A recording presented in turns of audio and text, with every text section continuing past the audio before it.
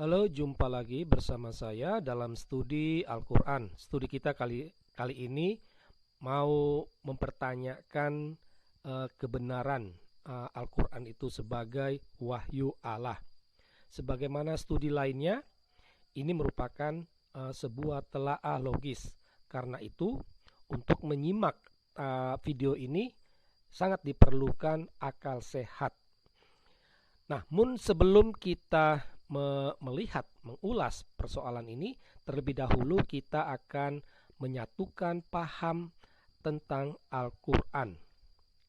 Sebagaimana yang sudah pernah dijelaskan, Al-Quran diyakini sebagai wahyu Allah.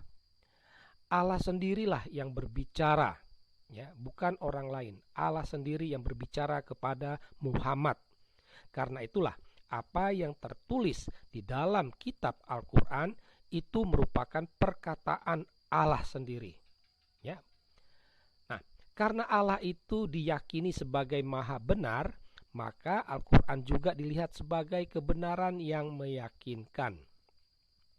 Dalam beberapa ayat Al-Quran, Allah menyatakan bahwa dirinya telah memudahkan ayat-ayatnya, sehingga dengan demikian umat Islam dapat dengan mudah memahami maksud dari wahyu Allah tersebut, tidak membutuhkan tafsiran yang nyelimet.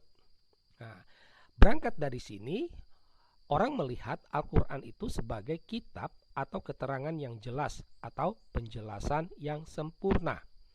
Kata jelas di sini itu berarti wahyu Allah itu ditafsirkan atau dimaknai sebagaimana adanya, ataupun kalau tidak sesuai seperti yang tertulis, artinya atau maknanya tidak jauh dari apa yang tertulis. Nah, sekarang kita akan mengajukan uji kebenaran bahwa Al-Quran itu adalah wahyu Allah. Kita akan coba menelaah kurang lebih logika umat Islam yang meyakini Al-Quran sebagai wahyu Allah. Ketika ditanya kenapa Al-Quran itu sebagai wahyu Allah, umumnya mereka akan menjawab Allah sendiri mengatakannya. Nah, jadi Allah sendiri yang mengatakan bahwa Al-Quran itu adalah wahyunya. Kalau ditanya lagi, di mana Allah katakan itu? Tentu umat Islam akan menjawab Al-Quran. Dan kalau ditanya lagi, dari mana bisa tahu itu kata-kata Allah? Karena iblis juga, setan juga bisa berkata-kata seperti apa yang tertulis dalam Al-Quran. Tetapi kalau ini ditanya, umat Islam akan menjawab dari Muhammad. Kalau ditanya lagi, dari mana Muhammad tahu itu kata-kata Allah? Pasti orang Islam akan menjawab dari Allah. Nah, kalau kita ajukan lagi pertanyaan bagaimana Muhammad bisa tahu itu dari Allah, maka jawabannya Allah sendiri yang mengatakannya. Dan ini akan mutar lagi. Dari mana Allah katakan itu? Nah, orang pasti akan menjawab Al-Quran. Nah, ini mutar-mutar saja. Dari situlah orang yakin bahwa Al-Quran itu wahyu Allah. Ya, jadi sumber utamanya dari Allah sendiri. Ya, ibarat orang narsis. Ya, diri sendiri mengatakan bahwa dirinya itu orang pintar. Jadi kepintaran itu tolak ukurnya adalah dari dirinya sendiri, bukan dari orang lain. Itulah Al-Quran. Nah, sekarang kita akan coba menguji kebenaran wahyu Allah itu. Benarkah Al-Quran itu sebagai wahyu Allah? Batu ujinya apa? Kita akan mencari batu uji berangkat dari keyakinan umat Islam sendiri terhadap Allahnya. Gitu. Jadi kalau memang benar Al-Quran itu wahyu Allah, kita akan uji dengan esensi atau sifat Allah itu sendiri. Misalnya, Allah maha mengetahui. Ini umat Islam yakin Allah maha mengetahui. Itu Allah sendiri mengatakan itu. Nah, kalau Allah Maha mengetahui, maka harus ada kepastian, harus ada kebenaran. Oleh karena itu, jika dalam Al-Quran tidak ada kepastian, tidak ada kebenaran, maka itu bukan wahyu Allah. Gitu. Poin yang kedua, Allah itu maha benar. Umat Islam percaya, yakin 100%. Nah, kalau memang Allah itu maha benar, maka tidak ada kesalahan atau kekeliruan dalam Al-Quran. Jika terdapat kesalahan atau kekeliruan, maka runtuhlah argumen Al-Quran itu sebagai wahyu Allah. Ketiga, Allah itu maha sempurna. Ini juga umat Islam hakul yakin. Namun, jika memang benar Allah itu maha sempurna, maka Al-Quran itu harus jelas. Ya. Harus ada kejelasan di dalam Al-Quran. Jika tidak ada kejelasan, maka itu berarti bukan wahyu Allah. Keempat, Allah itu maha kekal. Ya. Umat Islam juga percaya Allah itu maha kekal. Kalau Allah itu maha kekal, kekal itu kan artinya tetap, ya, permanen. Maka kalau Allah itu kekal, harus ada ketetapan, tidak boleh ada perubahan-perubahan.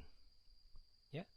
Jangan kali ini mengatakan A, besok mengatakan B, besoknya lagi mengatakan Z. Itu kan sudah berubah-ubah.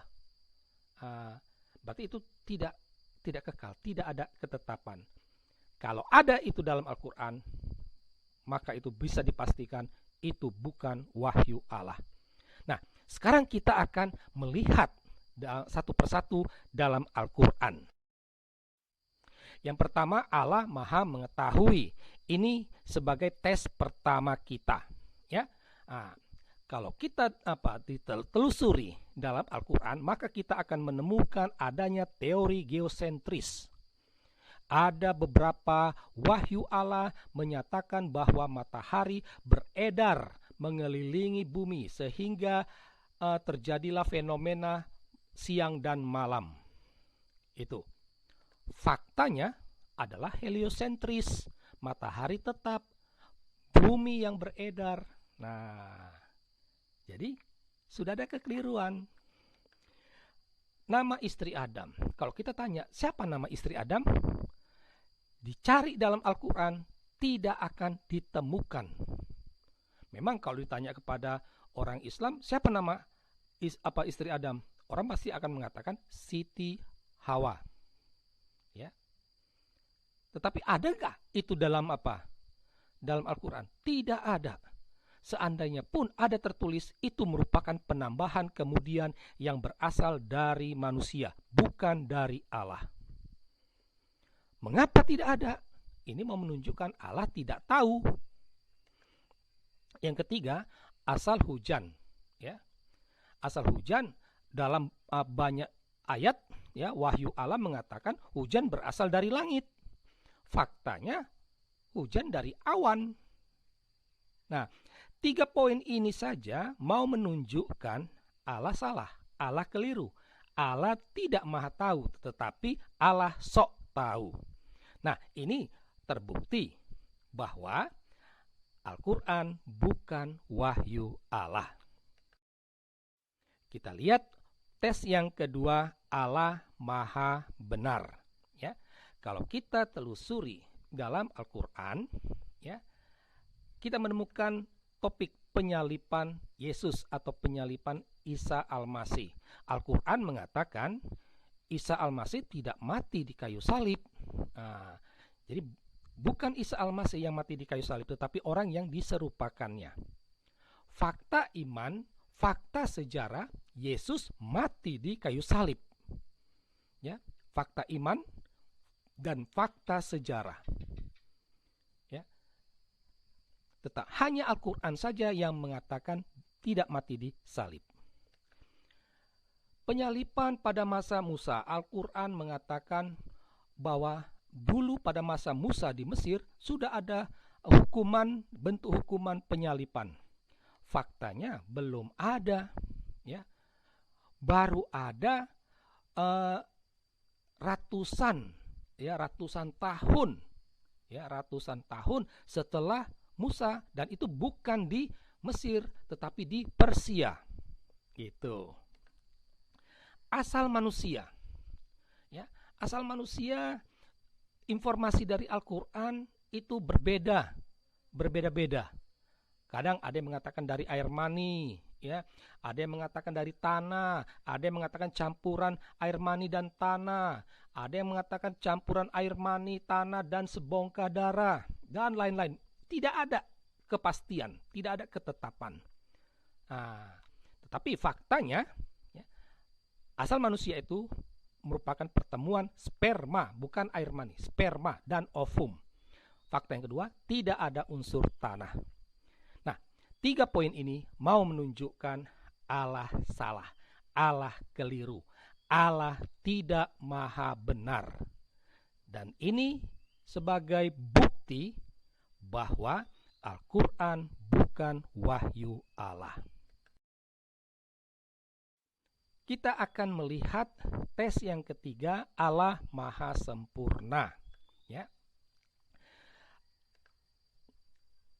Tadi kita sudah membahas tentang soal asal hujan. Dalam Al-Quran, beberapa wahyu Allah mengatakan hujan berasal dari langit, tetapi beberapa wahyu lagi mengatakan dari awan. Nah, mana yang benar? Tidak ada kepastian, tidak ada kejelasan. Itu. Poin yang kedua, soal penciptaan. Ya. Ada satu wahyu Allah mengatakan bahwa penciptaan itu terjadi dalam 6 masa. Wahyu lain mengatakan 8 masa. Mana yang benar? Tidak pasti. Ya, tidak jelas. Poin yang ketiga soal tauhid, ya, konsep tauhid. Allah mengatakan bahwa Allah itu esa, ya, tidak ada Allah yang lain. Gitu. Tetapi fakta, ada banyak wahyu Allah yang menegaskan adanya Allah yang lain. Ya, ini terlihat dari ketika Allah, ya, Allah yang berbicara itu menggunakan kata engkau dan dia untuk menggantikan kata Allah. Nah, ini mau menegaskan bahwa ada Allah yang lain. Nah, 3 poin ini mau menunjukkan adanya ketidakjelasan dalam Al-Quran, ada tidak kepastian, adanya ketidaktetapan. Dan yang kedua, Allah bertentangan dengan dirinya sendiri. Bagaimana bisa Allah bertentangan dengan dirinya sendiri? Itu. Nah, ini sebagai bukti bahwa Al-Quran itu memang bukan wahyu Allah. Ya. Itu. Ya. Akhirnya kita sampai pada kesimpulan dari rangkaian penjelasan di atas, dari uji tes kebenaran wahyu Allah, dapat disimpulkan, ya, bahwa Al-Quran bukan wahyu Allah.